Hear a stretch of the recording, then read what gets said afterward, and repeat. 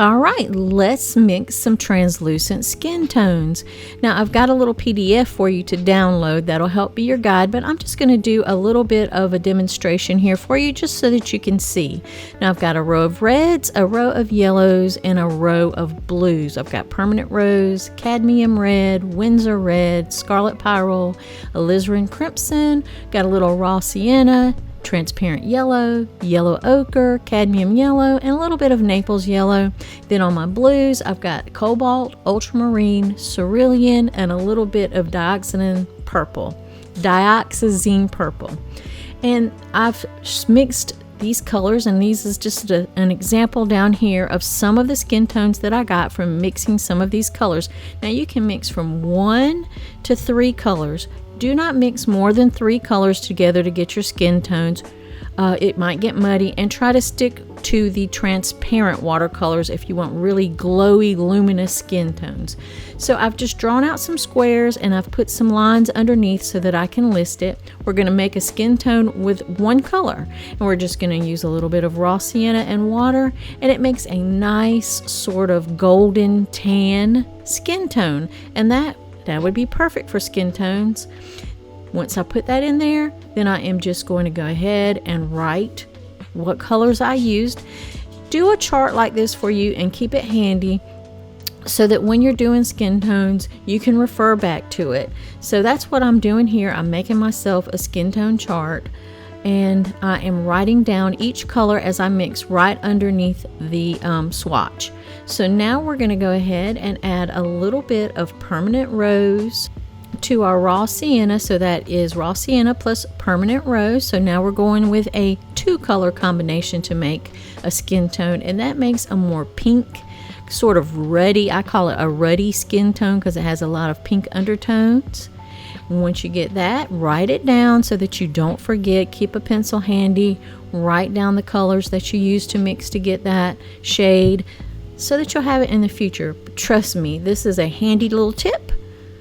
Next, we're going to do raw sienna, permanent rose, and then add some ultramarine blue. So this will be our 3-color mixture. So we're just adding a little tiny bit of blue to this mixture, and it comes out a deeper sort of I don't know, this would look good on an older person, I think, because you can see their veins through their skin, so sometimes it has a little more purple cast. But really, you just look at your reference photo when you're trying to mix up a color. Look at your reference, either the actual human, or the photograph, and try to match your skin tones to what kind of skin tones they have. So these 3 tones came from just using raw sienna, permanent rose, and ultramarine blue. And you can get many, many more variations of this colors, using these same 3 colors, or 1 color or 2 color, by adding more water, less water, or adding other different colors in there with them, or different amounts of each color. So just experiment so that you can see what kind of colors you can get. Experiment with mixing the amounts of each color and with the amounts of water. More water makes it lighter, less water makes it darker. So now we've got some cadmium red, some transparent yellow, and some dioxazine violet. I want to see what kind of color, what kind of skin tone we can get from this. Now that red and yellow is making a nice bright orange, and it looks way orange, so I would not use that as a skin tone. I would not use the mix of cad red and transparent yellow as a skin tone. But once you add that dioxazine purple, it just tones it down and makes a lovely, rich, deep tan, dark skin tone. I just love it. You could either use this for shadows on Caucasian skin, or mid-tones to highlights on darker skin, more brown skin people. It just depends on what tone their skin is to begin with. Then of course you want to write down what colors you used.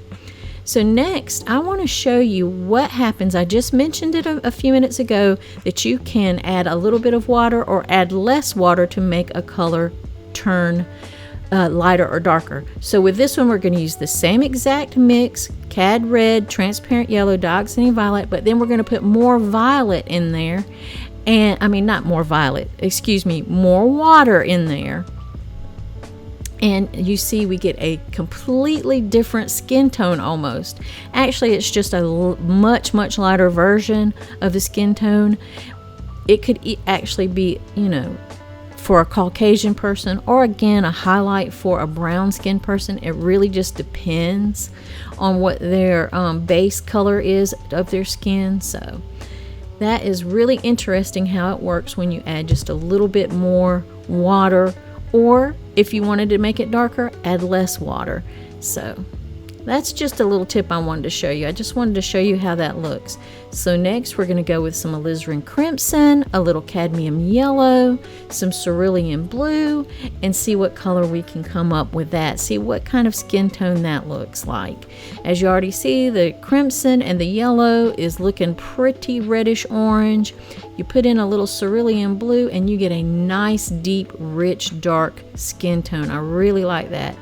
I accidentally touched the other one. It's still wet, so those are blending together, but it's okay. I actually kind of like the way that blends together. It shows you how you could even make a shadow tone out of this tone. Then, of course, you want to write down what colors you mixed. And if you see on the one that's just left of this one that I put under there, that I added a little extra water. So keep your notes, be as precise as possible, and mix and match all of these different colors. Try it with one mix, two color mix, 3 color mixes, and see what you come up with.